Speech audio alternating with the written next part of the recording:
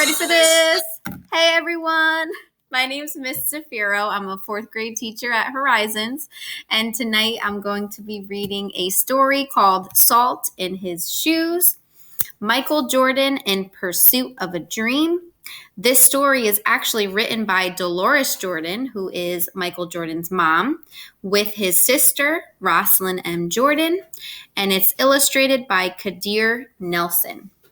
So there are a few reasons why I chose to read this book tonight. Obviously, for the jams, right? Space Jam was one of my favorite movies growing up as a kid, and we love to use the music from that movie in our classroom to motivate our students. And growing up, basketball was my favorite sport to play. I played a lot throughout high school. And today it's a sport I still enjoy to play out on the playground with the kids at school. So I just found Michael Jordan to be very inspiring. So we're going to learn a little bit about him today. And my question for you is, it's titled Salt in His Shoes. So I want you to keep this question in your mind. Why would this guy, right, Michael Jordan, why would he have salt in his shoes? And why is that the title of the book? So hopefully we'll get our answer very soon. Michael loved to play basketball. Every Saturday, he followed his older brothers, Larry and Ronnie, to the park, hoping that they would let him play. And if one of the guys who usually played with them didn't show, they always did. But there was one problem. His name was Mark, and he was the tallest boy on the court. "What's the matter, Mikey? Too short?" Mark flapped his arms in Michael's face. "Over here!" shouted Larry. But when Michael threw the ball, Mark's long arms came out of nowhere and knocked the ball away. It flew into the hands of a player on Mark's team. He made the basket, and the game was over, just like that.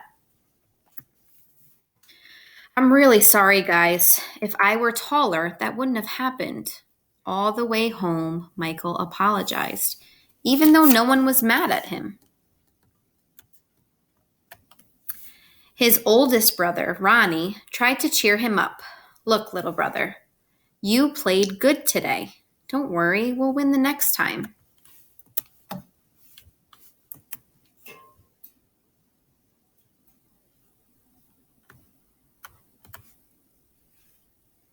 When they got home, Michael went into the kitchen where Mama was cooking dinner. He was still disappointed, and she could tell. "You guys lost again today, huh?" Michael nodded.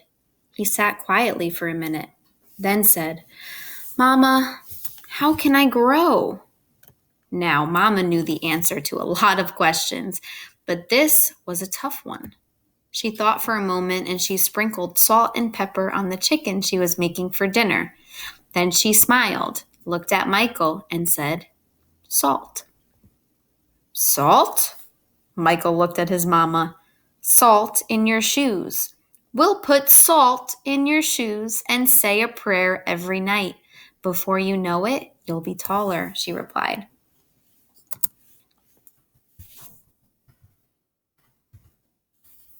"Salt in my shoes," Michael said quietly to himself. Surely Mama was teasing. He sat staring out the window, trying to figure out how salt was going to help him grow. He noticed the rose bushes outside of Mama's gardens. They had grown high along the fence, and roses of all colors were blooming on the vines. He thought to himself, "I remember when Mama first planted those bushes." Michael's face lit up. If Mama knows how to make those rose bushes grow taller, then maybe she's right. Maybe salt in my shoes really will help me grow. Growing more excited, Michael twirled around and started asking a lot of questions. "Mama, how long will it take? And how tall do you think I'll get?" Smiling, Mama sat down next to him and explained, "In order for this to work, the most important things you have to do are to be patient and listen to what I tell you, and say your prayers every night." Listening carefully, Michael shook his head. "Okay, Mama, I'll be patient. But what does saying my prayers have to do with it? Everything, Mama replied, and she hugged him. Now go wash up and tell your brothers and sisters to get ready for dinner. Michael dashed out of the kitchen, almost knocking over his father, who was walking in. What's he up to now? Asked Daddy. Oh, the usual, laughed Mama, chasing a dream. Later during dinner, Mama noticed that Michael was barely eating anything. He was already daydreaming about being taller. Michael, first things first. You won't grow if you don't eat, especially your vegetables, Mama said. But I'm not really hungry, he said. Raising her eyebrows, Mama gave him a stern look. Slowly, Michael picked up his fork and began to eat. Minutes later, his plate was clean and he was asking for more. That evening at bedtime, Michael set his favorite game shoes on the floor next to the growth chart hanging on the wall. Then he put on his pajamas, said his prayers, and jumped into bed.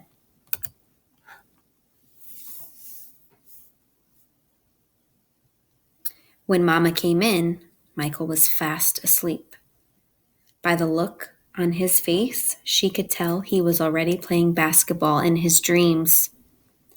Standing by his bed, Mama sprinkled salt in his shoes. Then she prayed quietly over him, and as she did all her children. Dear God, please help Michael to be the best he can be and to give his best in all that he does. And Lord, could you please make him just a little bit taller tomorrow than he is today? Thank you. Amen. After that night, Michael wore his favorite game shoes everywhere he went, even to church, and he stopped going to the park with his brothers on Saturdays. Instead, he stayed home and practiced. He wanted to grow a few more inches before he went back to the park. After 2 months of practicing and waiting patiently and praying, Michael stood next to the growth chart on his wall. Nothing. He hadn't grown an inch. He wasn't disappointed, but he did not stop believing. He was disappointed, but he did not stop believing. I've just got to give it time, like Mama said, Michael thought to himself, and that's what he did. 2 more months of practicing went by and still nothing.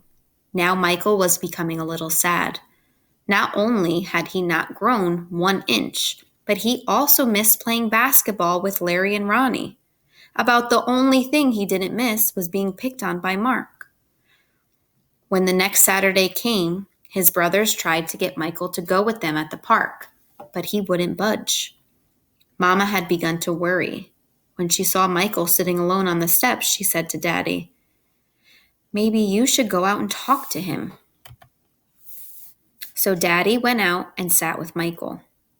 "What's wrong, son? You haven't gone to the park with your brothers for a while now. Are you okay?" Michael didn't say anything at first. Then he looked at Daddy and said, I thought I would at least be a few inches taller by now. I did everything Mama told me to do, but nothing's happened." "Michael, why do you want to be taller?" Daddy asked. "If I were taller, I'd be a great player, and I can help our team win," Michael answered. "But you are a great player, son, and you already have everything it takes to be a winner right in here." Daddy tapped Michael on his chest. "Being taller may help you play a little bit better, but not as much as practice, determination, and giving your best. Those are the things that make you a real winner." Michael thought about what Daddy said for a minute. Then suddenly, he jumped up and took off. "Where are you going?" Daddy yelled after him. "I've got a game today, and I'm late," Michael yelled back. When Michael reached the park, the game had started. He sat on the bench, hoping he would get a chance to play, and he did. The game was almost over, and the score was tied when John One of the guys on Michael's team fell and hurt himself. Here was Michael's chance. Michael joined his team in a huddle as they gathered on the sideline for a timeout. Okay, the game is tied. All we need is 1 point. Who wants to take the shot? Ronnie asked. He looked in Michael's direction, feeling more confident than ever. Michael said, I'll do it. When the whistle blew and the game began, Mark began to pick on Michael as usual. Still trying to play with the big boys, huh? Mark taunted. But Michael paid him no attention, taller or not. He had been practicing, and today he was determined to win. Larry threw the ball inbounds to Michael. Michael caught it, bounced it for a moment, and then took off running. As he approached Mark, Mark shifted to his right. Mark followed, but while he was still shifting, Michael spun to his left. He stepped back and shot. The ball arced far above his opponent's hands and fell silently through the hoop. 2 points. The game was over. Michael's team had won. It was just as Michael had dreamed. When he realized what he had done, Michael took off running and didn't stop until he reached home. Bursting through the door, he shouted, I did it, Daddy, I did it. I shot right over the tall guy's head, and we won the game. Running in behind him, Ronnie and Larry joined the celebration. That's right, little brother, you did it. You won the game for us. Michael remembered the look that Ronnie gave him during that last timeout of the game and said, No, we won the game, but I was the star. They all laughed. After that day, Mama stopped putting salt in Michael's shoes, but Michael did not stop being patient and worked hard and praying. So that must be what made Michael Jordan grow to be a 6'6" tall basketball superstar. Awesome. So that was a pretty great story, right? So again, right, the title of the book is Salt in His Shoes. So what was the purpose of putting salt in his shoes? Who told him, or who had this idea to put salt in his shoes? It was his mother, right? And she said, just as long as we put salt in your shoes, right, we say our nighttime prayer and we're patient, right, anything could happen. So he had the support of his family to believe that with time and with patience that he would be able to grow taller, right? He was also determined because even though he went next to the growth chart and he didn't grow at all, not even an inch, right? He felt like he just needed to continue to practice at home, which comes in hard work, right? So determination and hard work. But then he had a conversation with his dad of, but what does your height have to do with anything, right? You're talented already. So what's stopping you from going? With listening from the advice from his father, he then went to the court that Saturday and played that game. And what happened? Big old Mark was there, right? But it was Michael's 2-pointer that had them win the game. So what stood out in this story to me was that with all of Michael's family, right, working with him and believing in his dream, he was patient, right? He was determined, and with his hard work and with the support of his family, could be friends too, right? His dream of becoming this incredible, tall, inspiring basketball player actually happened. So I want you guys to take this away from this story, okay?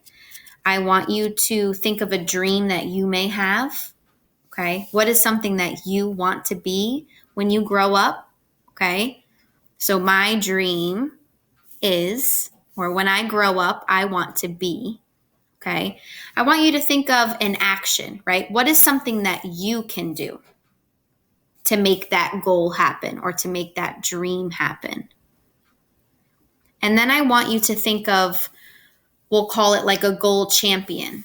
Who do you think is going to have to be there to help support you to then achieve that goal or to become this person when you grow up? Because that's what we learned in this story. Sometimes you need the support of other people to push you towards your limit and to show you what you're capable of doing. All right. But I just want you to always remember that you are never in this alone. Thank you for listening to this story today. I hope you guys enjoyed it.